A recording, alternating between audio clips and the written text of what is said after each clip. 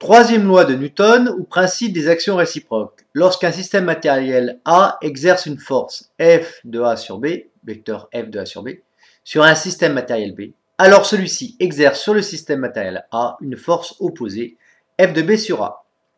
Ces deux vecteurs force sont opposés, ils ont même direction et norme, mais un sens opposé et des points d'application évidemment différents.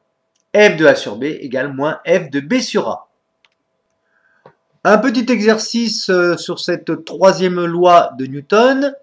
Donc vous exprimerez et calculerez la force exercée par la Terre sur la Lune. Vous tracerez ce vecteur force et à l'aide de la troisième loi de Newton, vous en déduirez le vecteur force exercé par la Lune sur la Terre. Et maintenant, il nous reste à donner les 4 caractéristiques d'un vecteur force. Vous savez qu'un vecteur force, pour qu'il soit bien défini, il faut 4 caractéristiques. On commence par la direction. C'est la droite sur laquelle va être posé le vecteur. Eh bien, cette direction, elle est quoi? Elle est égale à la droite passant par la Lune et la Terre. Donc la droite, ce serait la droite TL, si vous voulez. T étant le centre d'inertie de la Terre, L le centre d'inertie de la Lune. Ce sera la droite TL. Le sens, attention, c'est la force de la Terre sur la Lune. C'est une force attractive. La Lune va être attirée vers la Terre à cause de cette masse. Donc si c'est une force attractive, eh bien le sens ce sera de L vers T. Le point d'application, eh bien c'est une force qui s'exerce sur la Lune. Donc le point d'application, évidemment, il part de la Lune. Il part de quel point? Eh bien, il part du centre d'inertie de ce solide que l'on considère à symétrie sphérique. Donc le point d'application, c'est L. L étant le centre d'inertie de la Lune. La valeur ou la norme, alors on l'écrira comme ceci en physique. Que vaut-elle? Eh bien, la constante de gravitation grand G, constante universelle, fois la masse de la Terre. Évidemment, cette force de gravitation dépend de la masse de la Terre, dépend également de la masse de la Lune. Une petite vérification, ouais, tout va bien. Je me comprends. Divisé par la distance entre les deux centres d'inertie, c'est-à-dire RT plus RL plus D. Voilà la distance entre les deux centres d'inertie. Le tout au carré. Application numérique.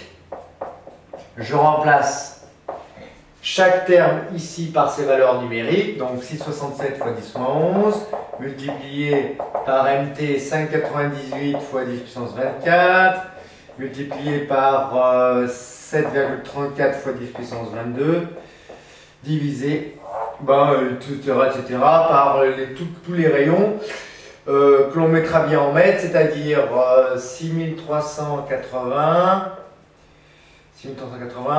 fois 10 puissance 3 plus 1740 fois 10 puissance 3 plus 3,80 fois 10 puissance 8. Le tout au carré, ce qui nous donnera donc la force de la Terre sur la Lune qui vaudra une valeur de 1,94 fois 10 puissance 20 newtons. Une force évidemment une très grande valeur. Le conseil du jour, n'oubliez pas de faire toujours votre calcul numérique 2 fois. Surtout quand il est aussi compliqué. Des fois on oublie le carré, des fois on oublie les unités légales. Donc vraiment à faire 2 fois. Et tant qu'on n'a pas trouvé 2 fois la même valeur, on refait le calcul. On va tracer maintenant ce vecteur force. Il faut, comme tout vecteur force, définir une échelle. Une échelle qui nous permet de tracer un vecteur d'une longueur d'environ 4 cm.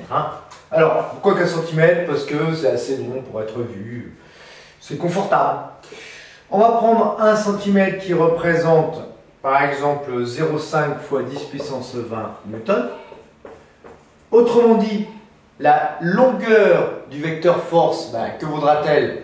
La longueur de ce vecteur force, notez que je mets grand L, longueur du vecteur force, T sur L, et non pas vecteur force égale des centimètres, c'est la longueur qui vaut tant de centimètres. Et bien tout simplement 1,94 fois 10 puissance 20, produit on croit, tout bête, divisé par 0,5, ce qui nous fait la longueur du vecteur force de la Terre sur la Lune, environ égale à 3,9 cm. Je le fais partir de la Lune. Sa direction, c'est la droite TL. Sa longueur, 1, 2, 3, 3,9 cm. Si ça rentre dans le cercle, on s'en moque. Hein. La longueur, elle dépendra de l'échelle. Hein. Et ensuite, on met bien le vecteur force de la Terre sur la Lune. On l'écrit bien en dessous de la flèche pour bien indiquer de quel vecteur il s'agit. Voilà la force exercée par la Terre sur la Lune. Quelle est maintenant la force exercée par la Lune sur la Terre? Le principe d'interaction, il dit ça.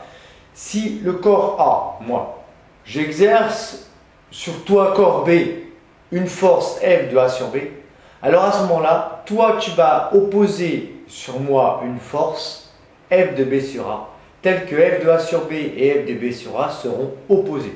Donc on peut dire que F de A sur B, force de A sur B, égale moins F de B sur A. Ce qui signifie tout simplement que la force exercée par la Terre sur la Lune est égale à moins la force exercée par la Lune sur la Terre. Principe d'interaction.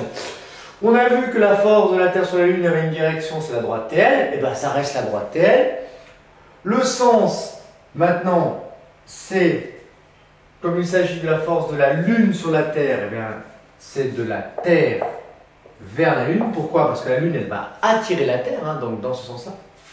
Le point d'application, comme c'est la force exercée sur la Terre, et bien ce sera au centre d'inertie de la Terre, puisque c'est un corps asymétrie sphérique.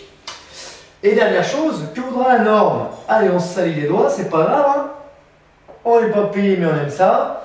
Donc, quelle sera cette force? Eh bien, on l'appellera la force, la valeur de la Lune sur la Terre. Elle vaudra exactement la même valeur hein, que la force de la Terre sur la Lune, c'est-à-dire 1,94, soit 10 puissance 20 newtons. Au passage, je vous rappelle que deux vecteurs force opposés, ça tangue bébé là. Deux vecteurs opposés ont exactement la même norme. Il ne reste plus qu'à la dessiner. Celle-ci faisait 3,9 cm de long du fait de l'échelle. 1 cm représente 0,5 10 puissance 20 newtons. Et bien celle-ci fera également 3,9 cm de long. Ce sera la force de la Lune sur la Terre. Elle partira du centre d'inertie de la Terre. La droite TL pour la droite d'action. Et la norme 1,94 10 puissance 20 newtons.